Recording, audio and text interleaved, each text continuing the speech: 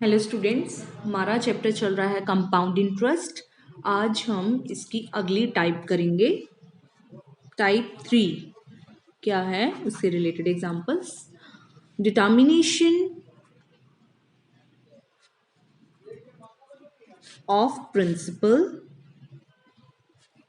When amount, rate and time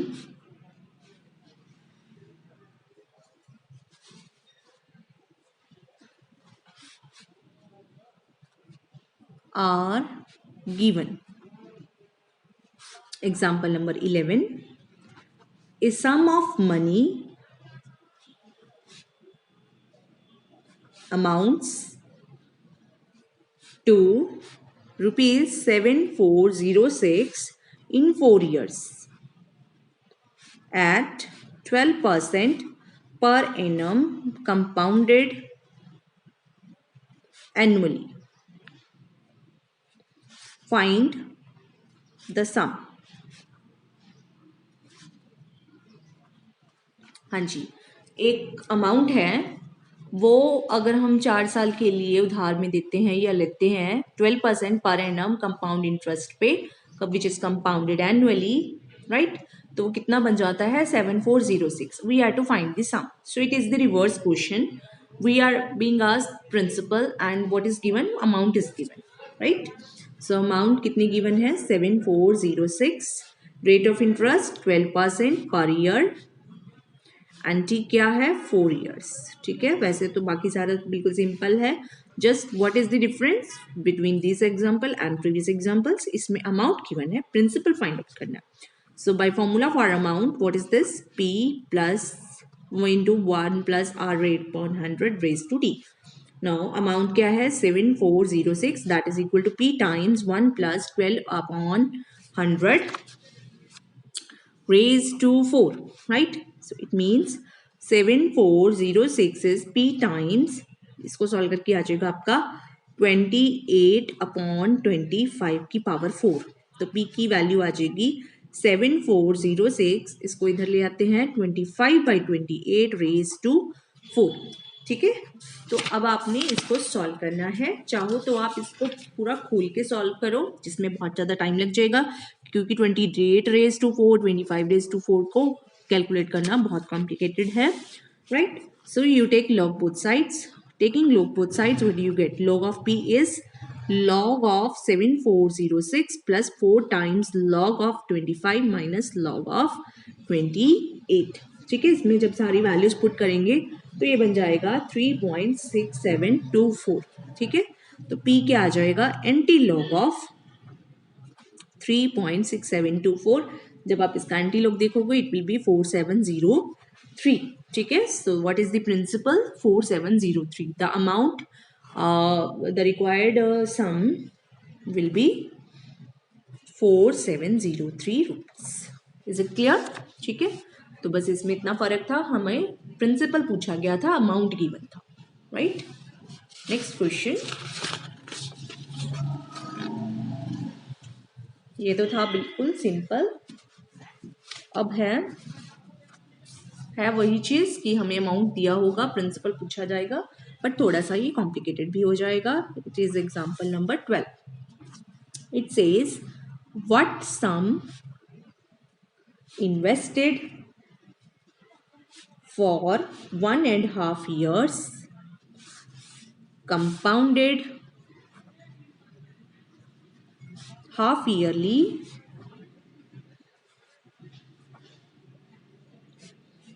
at the rate of 4% per annum will amount to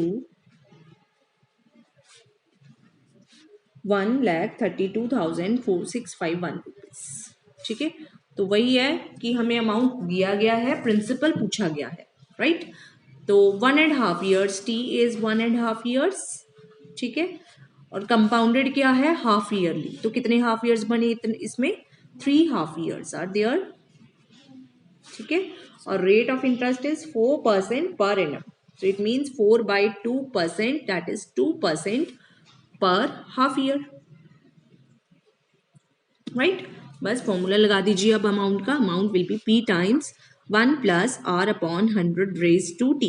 ठीक है, तो ये बन जाएगा A क्या है 1,32,651 रुपीज़। P हमें पता करना है 1 प्लस 2 अपॉन 100 रेज टू 3। ठीक है, सो बस अब आपने इसको सॉल्व करना है and find the value of P from here by taking log and NT। यहाँ पे आप सीधे भी फाइंड आउट कर सकते हैं या फिर लॉग से भी कर सकते हैं, right. It is up to you. Next type 4। Type 4 में क्या है, determination of principal when compound interest. Determination of principal when compound interest rate and time are given। ठीक है, हाँ जी। तो अब हमें यहाँ पे अमाउंट नहीं दे रखा, अमाउंट रेट और टाइम की बजाय हमें क्या दे रखा है, compound interest rate and time, and we have to find the principal, right. So the compound interest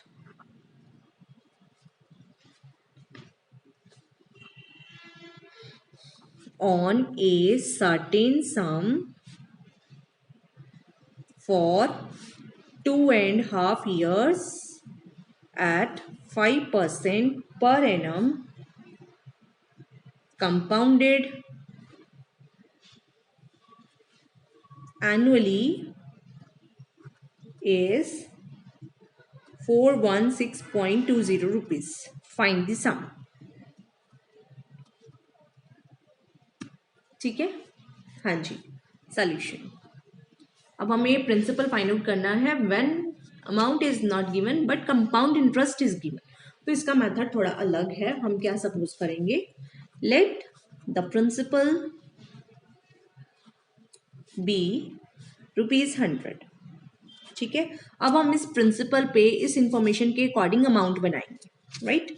so what will B amount after कितने 2.5 ईयर्स के बाद 5% पर एनम कंपाउंडेड एनुअली ही है, राइट।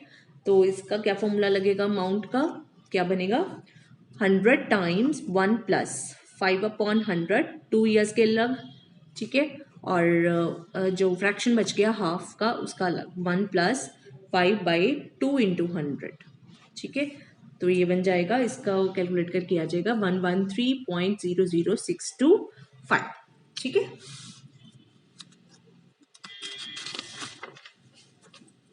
हाँ जी। अब देखिए कंपाउंड इंटरेस्ट, ये जो है अमाउंट क्या निकला, अगर प्रिंसिपल 100 है, इट इज 113.00625। ठीक है, and what will B compound interest, compound interest क्या आ जाएगा, 113.00625 माइनस 100, दैट इज 13.00625 रुपीज। ठीक है, तो what is the compound interest is 13.00625 when sum is 100।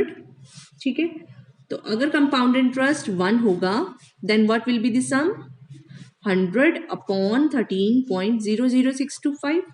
Now what is compound interest, compound interest is given to us, that is 416.20। Then sum क्या होगा, 100 upon 13.00625 into 416.20।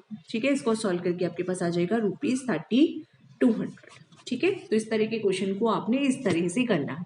पहले आप principal assume करोगे, फिर वहां से जो फॉर्मूला जो गिवन इन्फॉर्मेशन होगी उसके हिसाब से अमाउंट निकालोगे, फिर 100 के ऊपर कंपाउंड इंटरेस्ट निकालोगे। 100 के ऊपर कंपाउंड इंटरेस्ट इतने कंपाउंड इंटरेस्ट पे है तो सम इतना है 100 का, अगर 1 है तो 100 बटे जो भी आपका कंपाउंड इंटरेस्ट निकला 100 के ऊपर वो, और जितना कंपाउंड इंटरेस्ट दिया गया है उसके ऊपर सम कितना हो जाएगा ये, राइट। तो उससे आपकी वैल्यू आ जाएगी प्रिंसिपल की। ठीक है, next is type 5। It says in how many years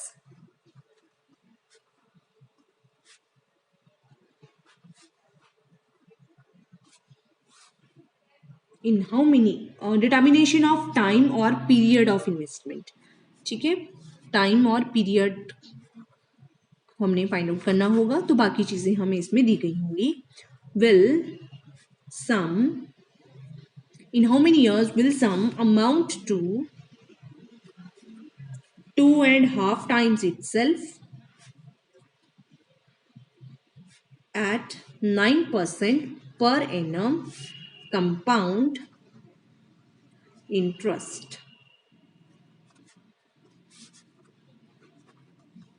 ठीक है, तो क्या है कि कितने सालों में एक सम है वो अपने का 2.5 टाइम्स हो जाएगा eight 9% per annum compound interest पे। ठीक है, so let the principal be P. ठीक है, एंड अमाउंट क्या है 2.5 times of P, that is 5/2 times of P. ठीक है, रेट ऑफ इंटरेस्ट क्या है 9% per annum, right. So using the formula that A is equal to P times 1 plus R upon 100 raised to T, यहाँ से value put कर देते हैं सारी। A is 5/2 times P, P is P 1 plus 9 upon 100 raised to T। ठीक है, P और P cancel, तो आप इस फॉर्मूले में देख सकते हैं आपके पास सब कुछ गिवन है, बस T नहीं गिवन है, right. So it is 5/2 is equal to, ये कैलकुलेट करके आ जाएगा 1.09 raised to T। ठीक है, now you take log both sides. So what is this equal to?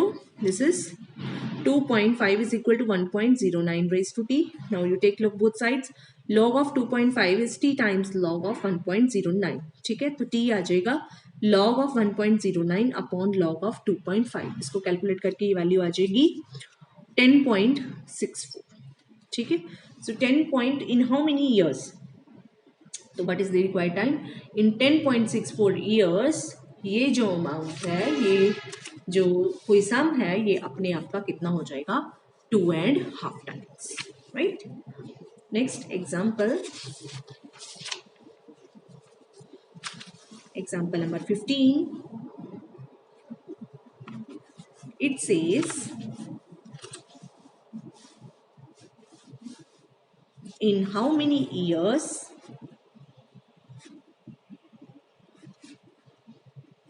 rupees 4,000 will amount to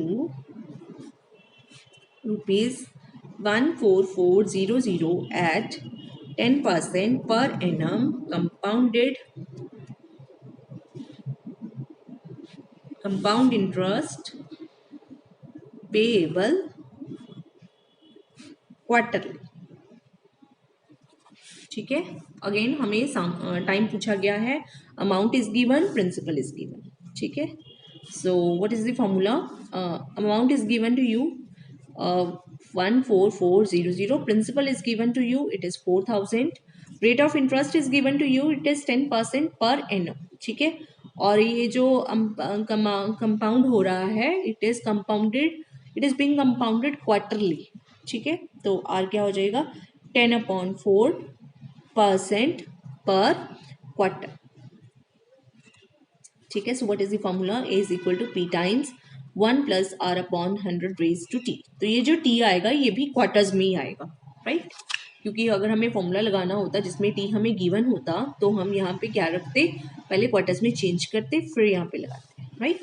so T is time is T quarters.